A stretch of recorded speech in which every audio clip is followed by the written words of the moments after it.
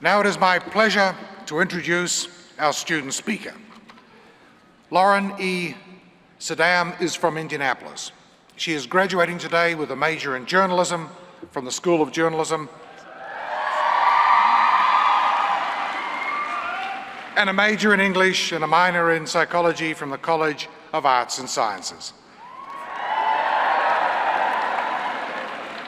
She has worked on the Indiana Daily Student and the Student Magazine Inside as a staff writer, copy chief, and managing editor. She's also a member of the Hutton Honors College. This summer, she will be interning at the New York Times. So please welcome Ms. Sedam.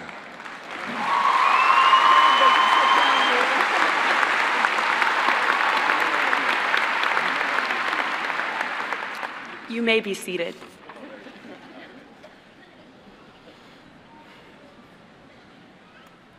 There aren't very many times in life when you can so clearly draw the line between what was and what is. Now is one of those times. Before we walked in these doors, we were firmly students at Indiana University. Sitting in these chairs now, we are inextricably, undeniably, in the in-between. As a student of the School of Journalism, one of the most important things I've learned is to tell great stories.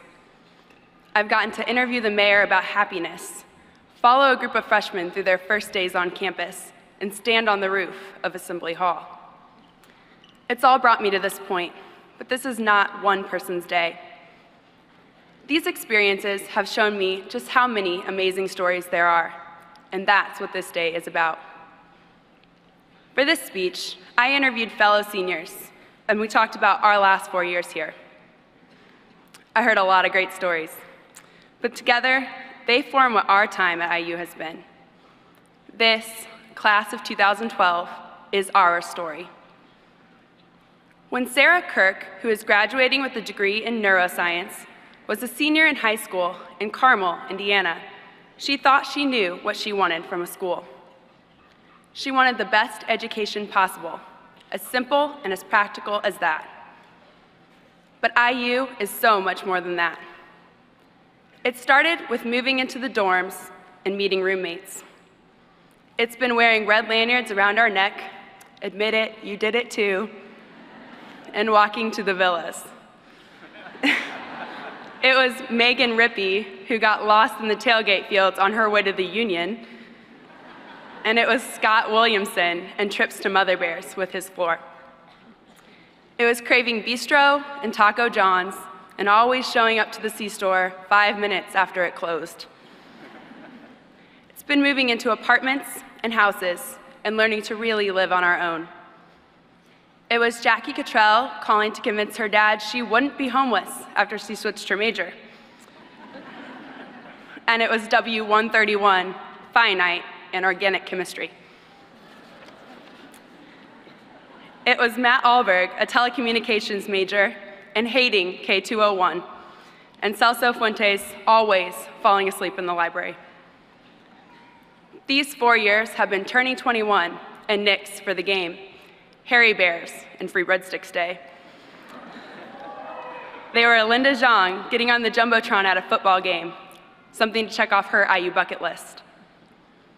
And it was sitting in the stands at Little Five, getting chills, listening to Straight No Chaser sing Back Home Again in Indiana. And it was Jackie Cottrell sitting on the deck of Kappa Alpha Theta with her sisters, knowing this is exactly where she's meant to be. It was the return of IU basketball.